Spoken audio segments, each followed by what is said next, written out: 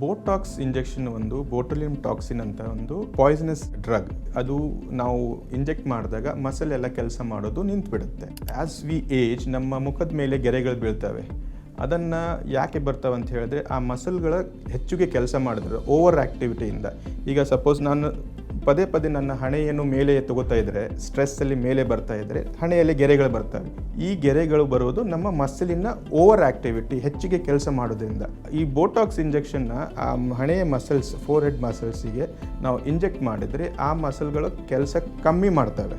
ಆವಾಗ ನಮ್ಮ ಈ ವ್ರಿಂಕಲ್ಸ್ ಎಲ್ಲ ಕಮ್ಮಿ ಆಗುತ್ತೆ, ಫೇಸ್ ಚೆನ್ನಾಗಿ ಕಾಣುತ್ತೆ, ಹಾಗೂ ಏಜು ಕಮ್ಮಿ ಆಗುತ್ತೆ. ಆದರೆ ಈ ಇಂಜೆಕ್ಷನ್ ಹಾಕೋದ್ರಿಂದ ಅಪಾಯ ಇದೆಯಾ ಅಂತ ಹೇಳಿ ಕೇಳ್ಬೋದು.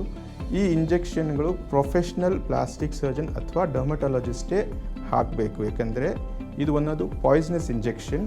ಯಾವ ಕ್ವಾಂಟಿಟಿಯಲ್ಲಿ, ಎಲ್ಲಿ, ಹೇಗೆ ಮತ್ತು ಪೋಸ್ಟ್ ಇದು ಹಾಕಿದ ಮೇಲೆ ಏನು ಪ್ರಿಕಾಷನ್